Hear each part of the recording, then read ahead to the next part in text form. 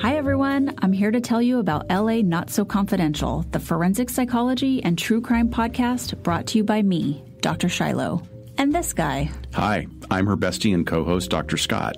She was a cop and I was a Hollywood casting director. Now we're both forensic psychologists working in Los Angeles. We met while doing our internships working with sex offenders. I know, right? Twice a month, we bring you a classic or contemporary true crime story while applying real psychological concepts and dishing about entertainment's representations of those crimes. Subscribe now to LA Not So Confidential wherever you get your podcasts. True crime, psychology, and snark. Trust us, we're doctors.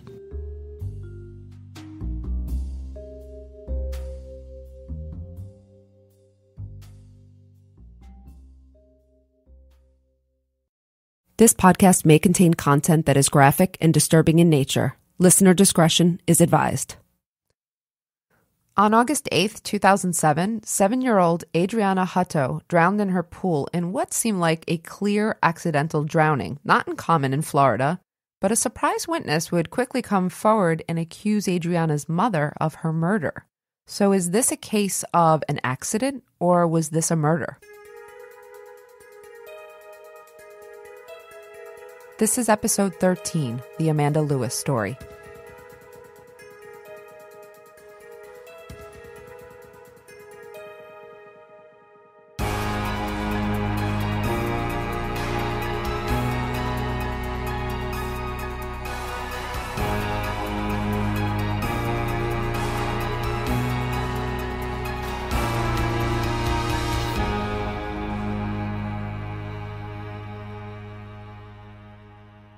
Hey, Amy, it's really good to see you today, even if it's just on Zoom.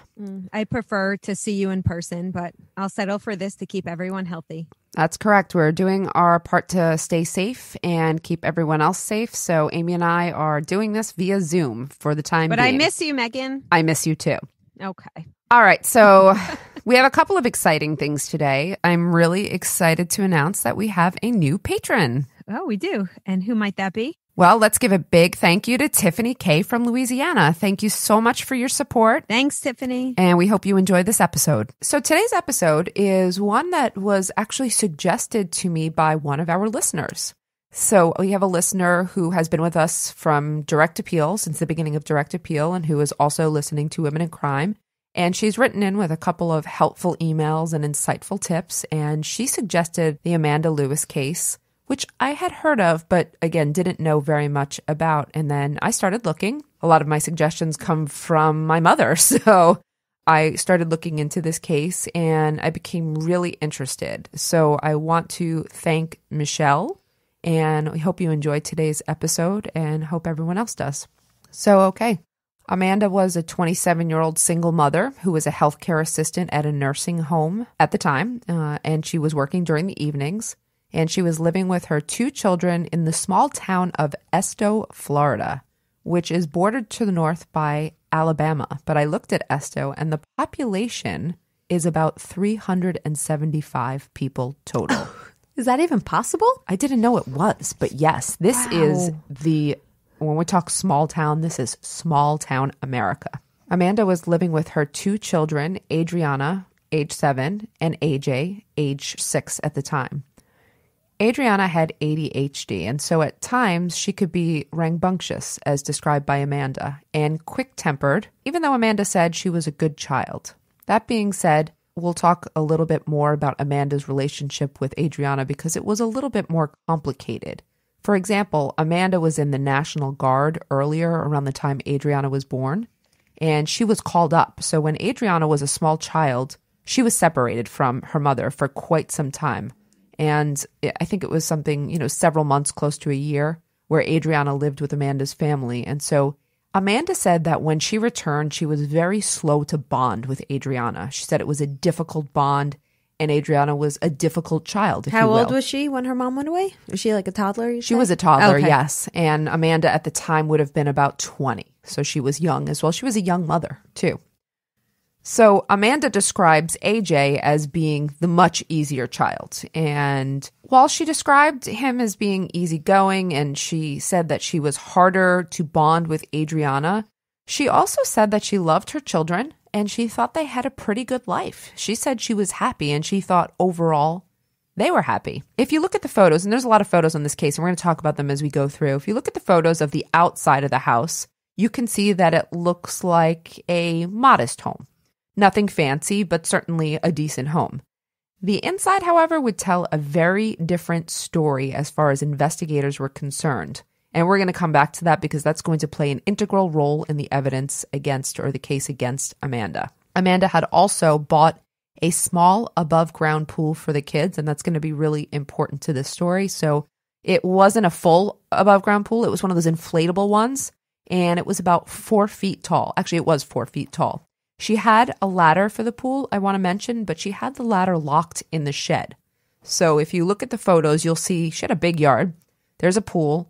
And about, it looks like maybe 20, 25 feet from the pool is the shed, which contained the ladder and some other floatable toys for the pool. On August 8th, 2007, Amanda Lewis says that her kids were playing outside before she was going to take them for back-to-school shopping.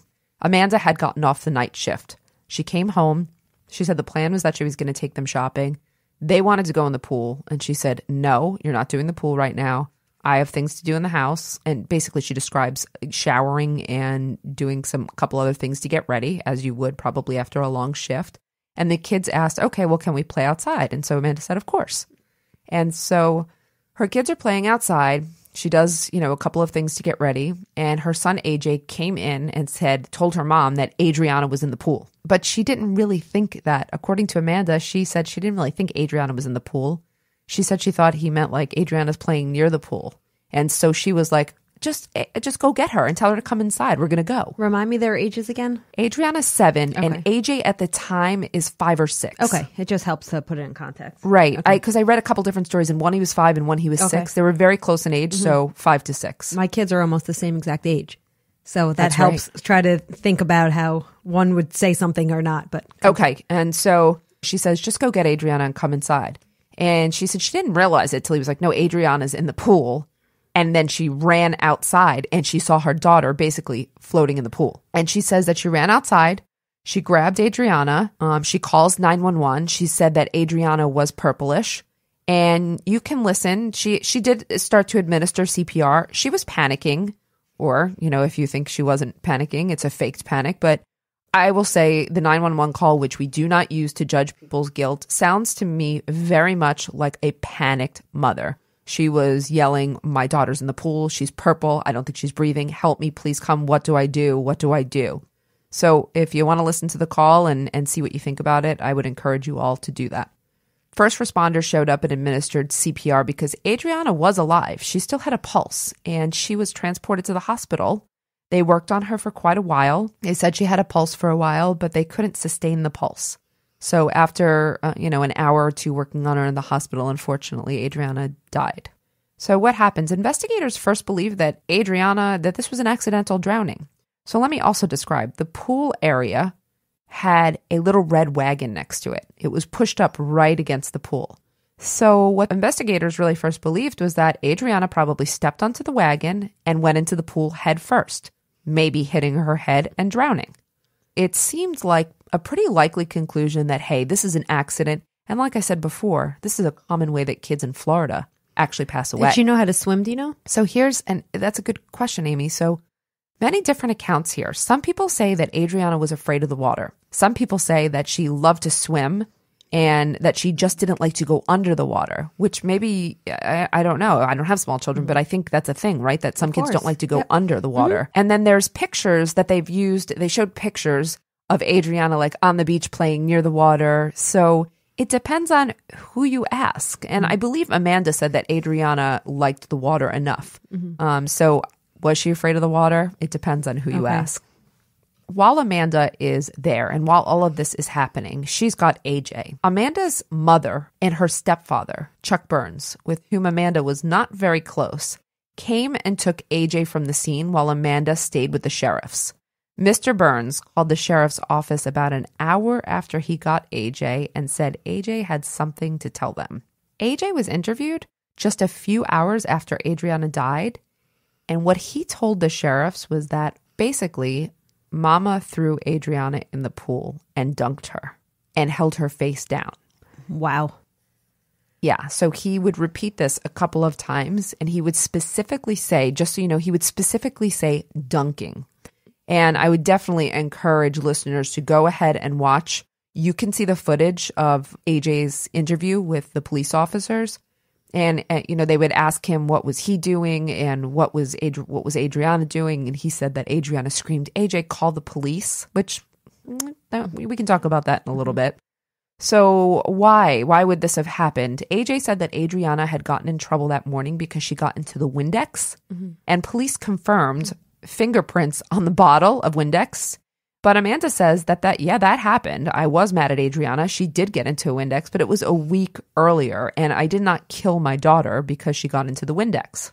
AJ described other factors of that day. So the police said that he was reliable because he described some men, I guess, working on the power lines outside of their house, and the police confirmed that happened that day. And so the police gave a couple of reasons or things that happened as reasons why they determined that AJ was reliable. But AJ's story changed several times during the interview, sometimes even the number of times that Amanda dunked Adriana, or when she did it, or what happened before it. AJ's point of view also, he describes being at one point outside of the house so he could see it. Then at another point, he says he was inside the house. He also said that he was playing near a tree from which the view would be extremely obstructed. So when he showed, investigators where that tree was, they realized that he couldn't see it or that he wasn't even tall enough to see this. Did he have any learning disabilities like his sister? So I didn't read specifically about learning disability, but I did see like his emotional, like his maturity. They said even though he was 6, was more on par with a 4-year-old. Because I was gonna say I could see a 4-year-old would be more likely to make up a story. I have children that are 5 and 6. I don't even think my 5-year-old would make up a story like that. So it's. So what you mean is you think it's more likely? It seems truthful because you don't think you're. So you can't trust children, right? We can't trust eyewitnesses in general, but particularly children. But I'm comparing it to my own children, and I can't imagine. I think my children would understand the seriousness of making that allegation. A 4-year-old would not understand that if I say this, mommy goes away, and this is a big deal. A 5-year-old, a 6-year-old, I think would be able to connect that if I make up this lie, this is bad. Okay, well, maybe this is a good point for us to enter this discussion. And what I would ask you is one thing. First of all, Amy, what in terms of eyewitness identifications, are they problematic? How problematic are they? So this is a bit different because we're talking about an eyewitness who's talking about seeing an event, not saying that's the person in the lineup, right? Okay. So when we talk about eyewitness errors, we know that over 75% of wrongful convictions contain an eyewitness error. But again, it's usually in the context of picking the wrong person out of a lineup. Okay, got it. So this is a little different because he knew the quote unquote perpetrator, right? But with children, we do know, number one, that the suggestibility is very high. So let me ask you, you said the stepfather had a strained relationship with Amanda? Ooh, Amy's already picking up on where I'm going with this. Put it this way. If you ask a child a leading question, that is very damaging. It could have been something, the stepfather could have said, "Are you sure it wasn't mommy that dunked her in the water?" Oh, the word dunked? Oh, yeah, mommy did it. That makes sense. Right. Right. And then all of a sudden his memory is getting like rewritten, right? There's all these different things we know can happen with memory, especially in younger children. So Amanda, interestingly, after this also passed a lie detector test, and she passed it with flying colors. But authorities pressed forward with their investigation. Now we know lie detector tests are considered unreliable, but you can bet anything that if Amanda had failed that lie detector test, it would be an entirely different story as opposed to passing. When they pass, there's usually this thing that, that they'll say, well, anyone could pass a lie detector. Not of evidentiary value. Right? Yes. So Amanda passed a lie detector test, but authorities pressed forward with their investigation. Authorities also found out that when Amanda was a teenager, she had a 17-month-old baby boy named Alex who died. And so they were looking at this as a very big red flag. This is a mother who has 2 small children that died.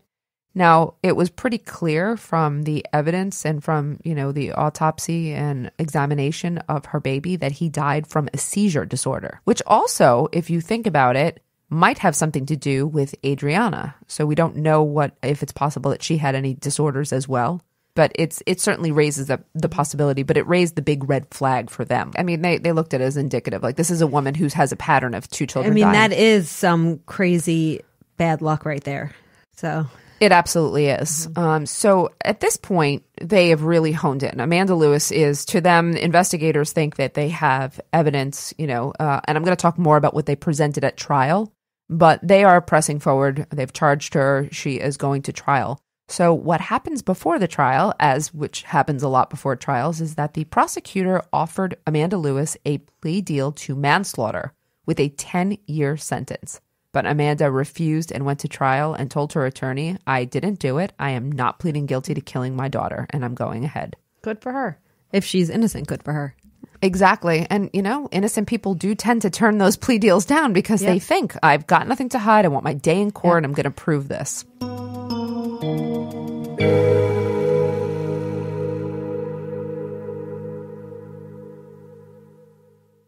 One of the most exciting things for me this week was getting my Daily Harvest box. Did you get yours? I did, and I was so excited when I got it. Daily Harvest delivers delicious, clean food right to your door. They're easy to prepare, and until you're ready to eat them, you just put them in the freezer. Daily Harvest never uses preservatives, added sugars, or any artificial ingredients. They actually work directly with farms, and they freeze organic fruits and vegetables at peak ripeness to give you all the best nutrients and taste. Did you try the sweet potato wild rice hash? I did. It was so good. Also, the cauliflower pesto was so amazing. It used cashew, so it had like this delicious nutty flavor. Good food, easy to prepare, easy to maintain, environmentally responsible.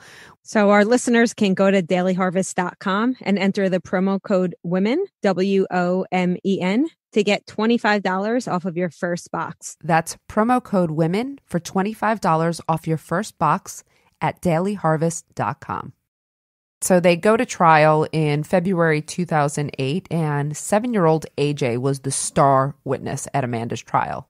And I have to tell you, you have to go ahead online and look at this for everyone. It is heartbreaking, this moment, whether or not you think she's guilty or not. They bring AJ in, and he was just the most adorable child, just so you know. Mm-hmm. And they have him sitting in the box, and he's, looking nervous. He's living with Amanda's parents at this point? No, I'll get to that. Sorry. But he actually was removed from the family. So AJ comes in, and he didn't recognize his mother at first. He hadn't seen her in about 6 months.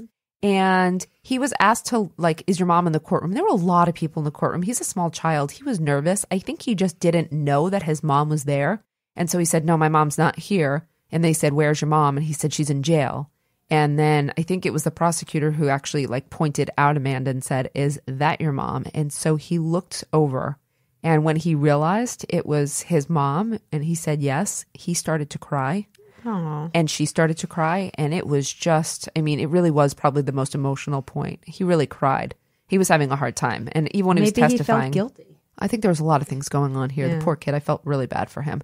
So AJ gave the account that Amanda had held Adriana's head underwater, similar to what he said in the first interview, but the defense was able to cross-examine him and show that AJ's account of what happened changed several times. So we have about 13 different stories from AJ, just to put it out there. AJ's account of what happened actually changes several times, and the defense said, she had a public defender, and he was on a documentary that I watched, said, I felt pretty good about it because I thought, we showed he's a child. He's not reliable. And he said this, but then he changed it. At one point, he even said, we went to the park and then mommy dunked her after the park, but they'd never gone to the park that day. He had different accounts. And so the defense felt pretty good about that. But regardless, they had AJ as the star witness. Who else came to trial? Well, Amanda actually testified as well. But from everything I saw, her testimony was pretty insignificant. She told the same story that she's told. Amanda's never changed her story, by the way. She says exactly what happened over and over again. And resolute, I did not murder my child. But who else testified? Well, the police and other responders would testify about Amanda's house. So they described a house that was filthy. They said the kids' room were urine-soaked and lacking toys and other kid materials. And this was sort of an odd thing. There's two things about this. First of all, This was odd because Amanda said the toys were in the shed because the kids were being punished for not putting them away. So she took them and she put them in the shed. When you look at the photos of the shed, you're going to see there's no toys in there. But there's also no toys in the house. So this is an interesting point. That catches her in a lie as well? It might. It might. I read a lot. It's interesting because I read a lot of blogs around this and a lot of like what people's opinions were. And a lot of moms were like, you know what? I threw my kids' toys out one time because I was so mad they weren't taking care of it. And other people said, well, you saw that they actually had a lot of pool toys. So maybe they just didn't have many toys inside the house. Maybe they were outside play kids.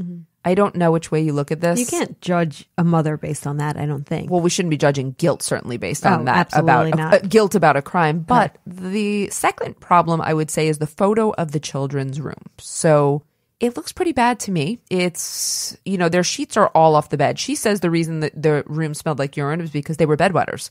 She said Adriana in particular was a bedwetter, and she was always taking the sheets off, always cleaning them. So that's why you have bare mattresses. It looks, like the walls, the paint's kind of coming off the walls, paint chipped. The room looks extremely dirty. And I mean dirty, not just messy. Like, I don't know, there's stuff all over the floor. It doesn't look like a room where you would want your child to sleep.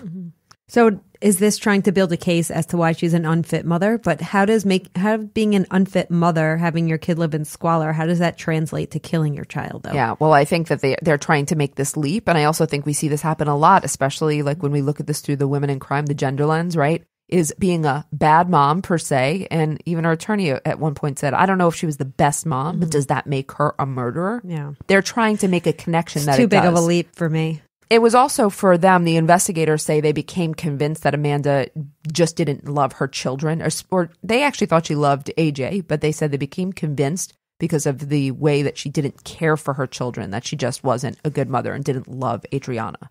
I also read, by the way, online, I was looking at what other mothers and other people had to say, and a lot of people wrote online like, yeah, my house looks like that on a regular Saturday, or my kids' rooms, they don't look so great and whatnot. Look for yourselves, make your own judgment. I personally thought that it did not look like a healthy environment for children. However, I would never use that to indict her of murder or to say that suggested her that she's a murderer. Amanda's mother also testified. For the defense? Nope. Amanda's mother, Brenda, testified for the prosecution. And Did she have a strained relationship with her mom? They had a relationship. And it seems that from the mother's testimony, there was some strain in it, but I don't know much about it, to be frank. But at trial, Brenda said that Amanda demonstrated a very short temper with Adriana, but not with AJ. And so this didn't look good. They're putting up a couple of witnesses who are saying this. It's her own mother saying, she wasn't a great mother to Adriana, yes to AJ. All right, a couple more things that happened at trial. They had a doctor from the hospital who described an emotionless Amanda upon finding out that Adriana was dead. The doctor says that Amanda didn't show any emotion and that she asked where the vending machines were. Could be shock. We cannot judge people's affect. We talk about this all the time. Some people laugh when they should be crying. Some people cry when they should be laughing. Some people go into shock. Some people cry hysterically. Always. And even her own attorney was interesting because he said that he had met with her and she seemed very emotionless as well. He said, but then I went to walk away. She's walking down the hallway. He's like, and I hear her crying down the hallway. He's like, so at first I thought, oh, she is a little cold. He goes, but then I realized she just doesn't like to cry in front of people. She cries in private, but we're judging guilt because of that. So yeah, I agree. The affect is problematic. Who else testified? Well, this is a problem. Colleagues of Amanda testified that Amanda was so annoyed with Adriana one day that she came into work and said, I could just kill her. Now, hold on. Apparently, Adriana had gotten a Sharpie and written on Amanda's car, and Amanda was really, really angry, as I'm going to say most moms would be, and comes in and says, I could just kill my daughter. I've said that about both of my children. What mother hasn't? I'll admit it. I mean, come on. I think this is a common thing, but at trial, it was made to be something so much worse than it actually was. And I watched some of the testimony, and one of the colleagues is like, I just told her, you can't say that about your kids. That's just horrible. And she was just so mad. Well, she just wrote on her car with a Sharpie. Every parent says, right? Every parent says that. I'm hoping that she had someone on the defense for her. It sounds like everyone she knows is turning against her. It wasn't good actually for her. Did she have anyone on her side? Character witnesses? People that could say she was a loving mom? I mean, some people did say that she was a decent mom or a good mom. Doesn't sound like that was... That wasn't what was taken away from the jury, though. No, because most of it is not favorable to her. So... There was also the testimony of Lisa Ruckman, an assistant of the medical examiner, described bruises on the forehead and cheek, Adriana's forehead and cheek, that lined up with a hand over the girl's face, which is very damning. But let me just point this out before you go ahead and make a judgment. The medical examiner, Dr. Charles Siebert, he had been fired for a number of botched autopsies, and he had left the state and did not come back to testify. The woman who testified was his assistant. And she didn't do the autopsy.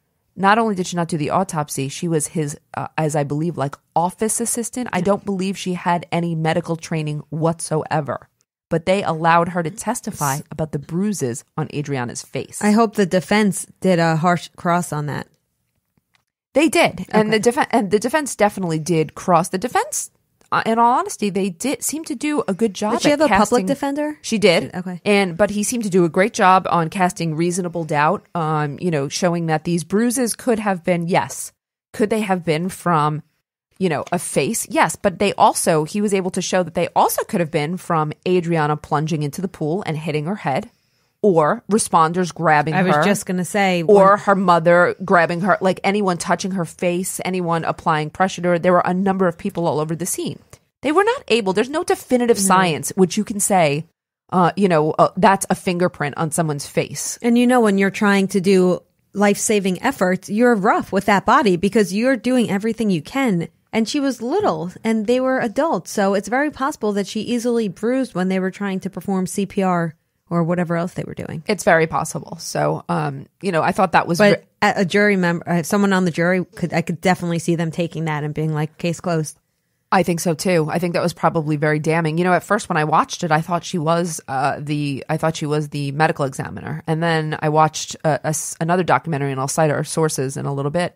And I realized, I'm like, wait, she wasn't the medical examiner. She was the assistant interpreting what he wrote and what he found. Even before he took the stand, though, I believe he was also asked about different interpretations. I think he had said one point it looked like maybe she hit concrete, and they said, "Well, wait, the pool wasn't on concrete." And he said, "Well, I don't know how to explain that." Then there was some confusion over how to explain these bruises, and I think this is open to interpretation. So nothing definitive. I think that probably the defense felt pretty good. I know that afterwards, they went to closing arguments, and the jury deliberated for 2 hours over a murder case and found her guilty of first-degree murder and sentenced her to life in prison. First degree Murder, premeditated. They found, as the state said, that Amanda, and this was the implication, the state had said that Amanda was so annoyed with Adriana that she actually planned to teach her a lesson by dunking her head in the pool, and it just went too far. Which still doesn't even strike me as first degree murder. Then. Yeah, no. So she was found guilty of first degree and sentenced to life in prison. Wow. She's in a Florida prison now. She still maintains her innocence.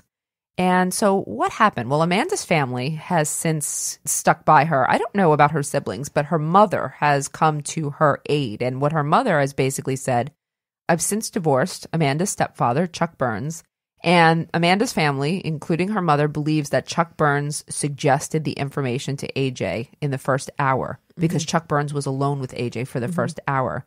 So something had happened where I said Amanda's mother and stepfather came. Something happened with Amanda's mom. She was describing maybe she couldn't get her car to start, or she wasn't on scene for an hour. So they had 1 solid hour alone. And then it was Chuck Burns who said that AJ had something to say. In an interview, Mr. Burns describes Amanda as a bad mother and says, I didn't think she was a good mother. Her kids were always hungry. They weren't well behaved. But he said, I did not tell AJ what to say. Rather, AJ told me what happened. This is the point of dispute now. And I think this is what comes in, what you were talking about, though, whether or not this is, is this a suggestibility issue? Has the child ever recanted? No. Okay, so he's changed his story, but he's never actually said, Mommy didn't do it. Correct. He changed his story but he never said my mom didn't do it, but he did change it different times. And at that point, actually, I should say, after trial, AJ was adopted by another family and has been residing with another family ever since. Why is that? I don't know. It does beg the question of, what happened in her family. They had a lot of tension. I'm not sure if... Poor kid. Yeah, I have to say so as well. I read something that his adopted family said he's done quite well since, and he's never had any contact with Amanda. I was going to say, I'm assuming court ordered, they're not allowed to. No contact whatsoever with Amanda ever since he testified at trial. That was the last time she ever lost saw him. 3 children.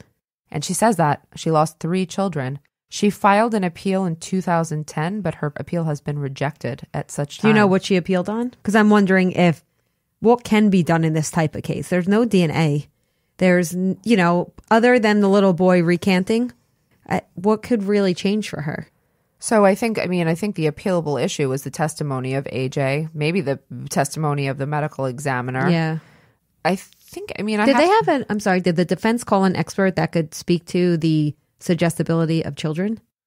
No. I should say this. During trial, they had someone who did critique the interview of AJ as well, suggesting that AJ's interview was not done properly at all. It wasn't. The police department there fully admitted, the people who interviewed AJ, that they did not have any experience interviewing children. And who was in the room during the interview?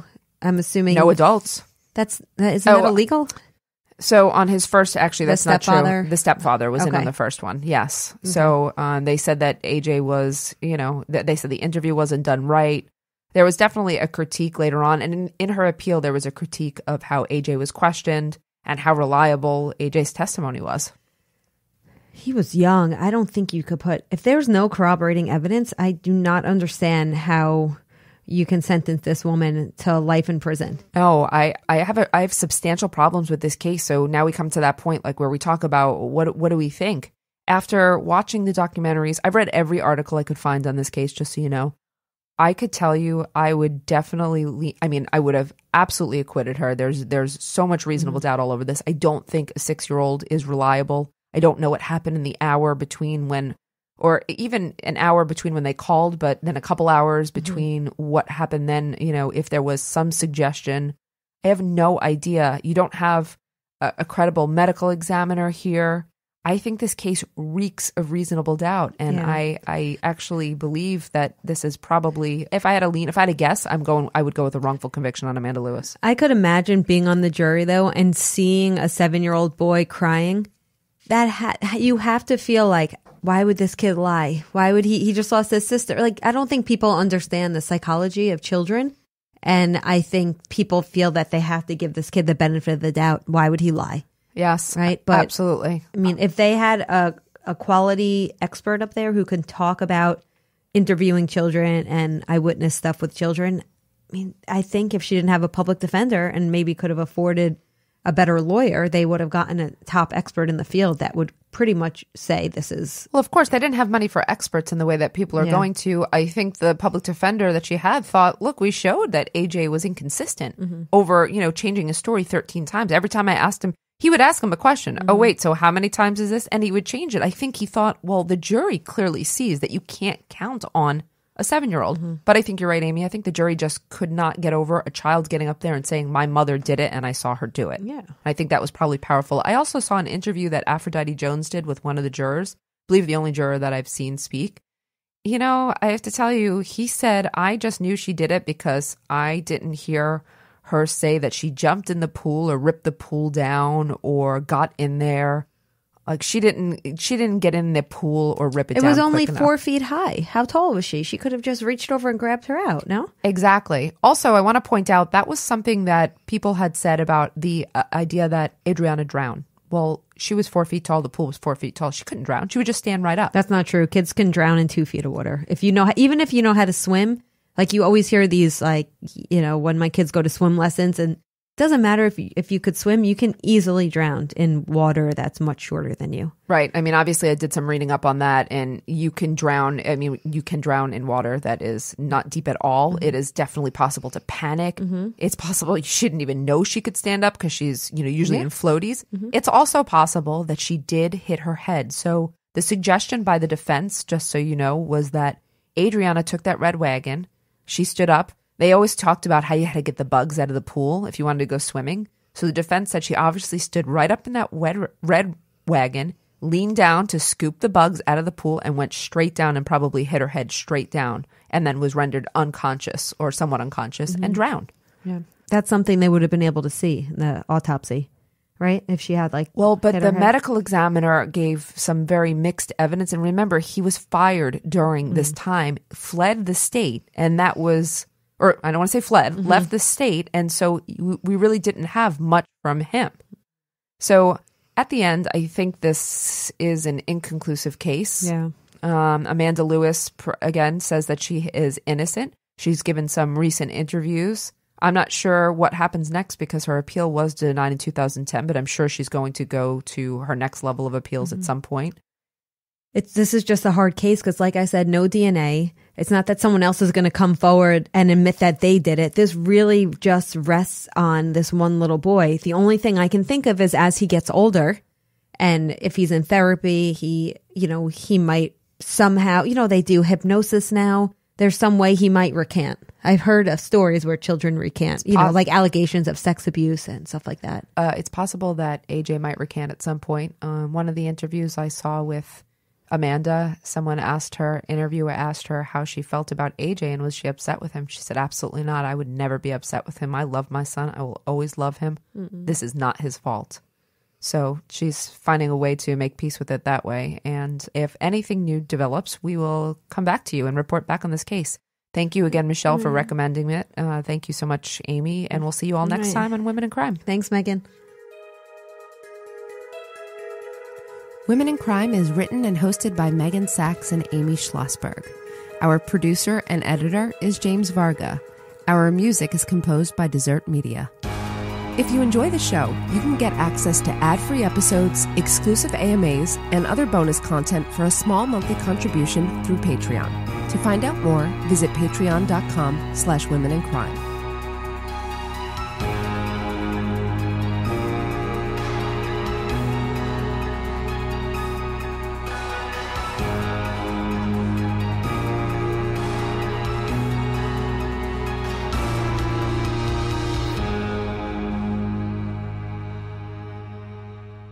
Sources for today's episode include Killer Women with Piers Morgan, the ABC documentary What Did AJ See? Murder of 7-year-old Adriana Hutto, and True Crime with Aphrodite Jones.